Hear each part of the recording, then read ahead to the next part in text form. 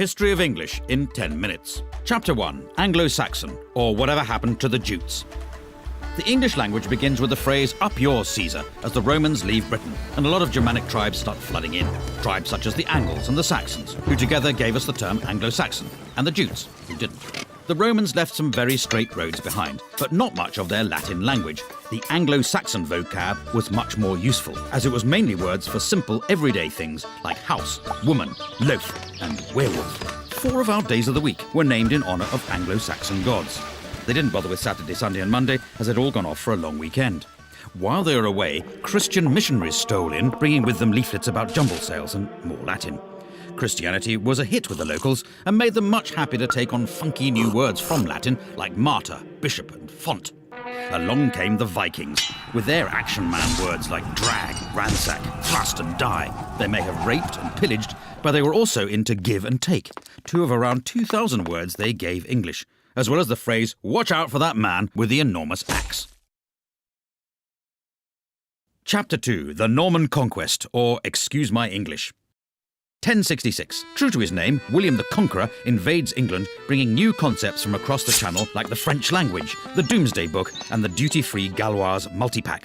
French was de rigueur for all official business, with words like judge, jury, evidence and justice coming in and giving John Grisham's career a kick-start.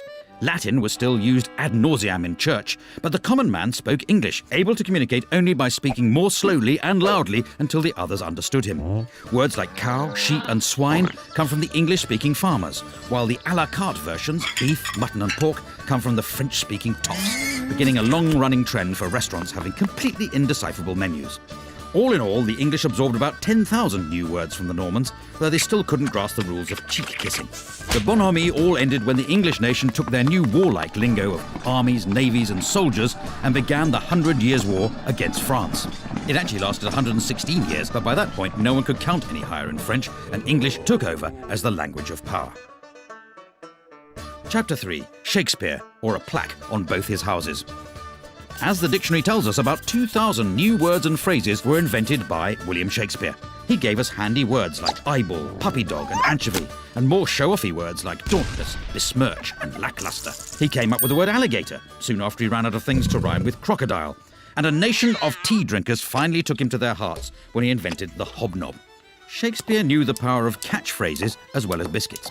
Without him, we'd never eat our flesh and blood out of house and home. We'd have to say good riddance to the green-eyed monster, and breaking the ice would be as dead as a doornail. If you tried to get your money's worth, you'd be given short shrift, and anyone who laid it on with a trowel could be hoist with his own petard. Of course, it's possible other people used these words first, but the dictionary writers liked looking them up in Shakespeare because there was more cross-dressing and people choking each other's eyes out. Shakespeare's poetry showed the world that English was a rich, vibrant language with limitless expressive and emotional power, and he still had time to open all those tea rooms in Stratford. Chapter 4. The King James Bible, or Let There Be Light Reading. In 1611, the powers that be turned the world upside down with a labour of love, a new translation of the Bible. A team of scribes with the wisdom of Solomon went the extra mile to make King James' translation all things to all men, whether from their heart's desire to fight the good fight or just for the filthy lucre. This sexy new Bible went from strength to strength, getting to the root of the matter in a language even the salt of the earth could understand. The writing wasn't on the wall, it was in handy little books, with fire and brimstone preachers reading it in every church. Its words and phrases took root to the ends of the earth, or at least the ends of Britain. The King James Bible is the book that taught us that a leopard can't change its spots, that a bird in the hand is worth 2 in the bush, that a wolf in sheep's clothing is harder to spot than you would imagine, and how annoying it is to have a fly in your ointment. In fact, just as Jonathan begat Meribal, and Meribal begat Micah, the King James Bible begat a whole glossary of metaphor and morality that still shapes the way English is spoken today. Amen. Chapter 5. The English of Science, or How to Speak with Gravity. Before the 17th century, scientists weren't really recognised, possibly because lab coats had yet to catch on.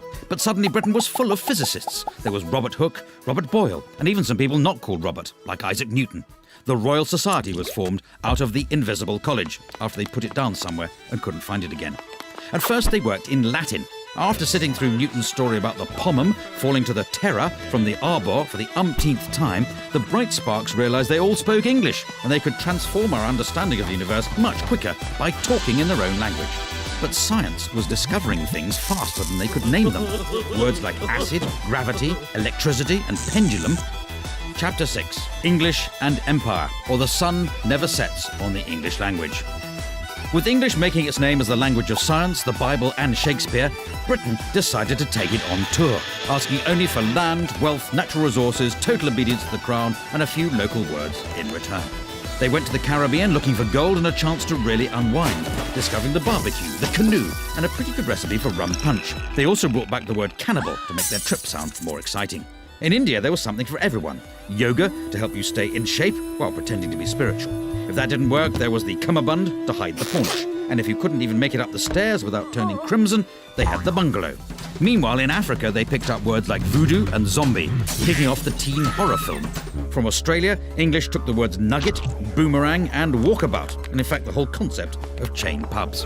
All in all, between toppling Napoleon and the First World War, the British Empire gobbled up around 10 million square miles, 400 million people, and nearly 100,000 gin and tonics, leaving new varieties of English to develop all over the globe. Chapter 7, The Age of the Dictionary, or the Definition of a Hopeless Task. With English expanding in all directions, along came a new breed of men called lexicographers who wanted to put an end to this anarchy, a word they defined as what happens when people spell words slightly differently from each other. One of the greatest was Dr. Johnson, whose Dictionary of the English Language took him 9 years to write. It was 18 inches tall and contained 42,773 entries, meaning that even if you couldn't read, it was still pretty useful if you wanted to reach a high shelf. For the first time, when people were calling you a pickle herring, a jobbernowl, or a fopdoodle, you could understand exactly what they meant, and you'd have the consolation of knowing they were all using the standard spelling. Try as he might to stop them, words kept being invented, and in 1857 a new book was started that would become the Oxford English Dictionary. It took another 70 years to be finished after the first editor resigned to be an archbishop. The second died of TB, and the third was so boring that half his volunteers quit, and one of them ended up in an asylum. It eventually appeared in 1928, and it's continued to be revised ever since, proving the whole idea you can stop people making up words is complete snuff pumble.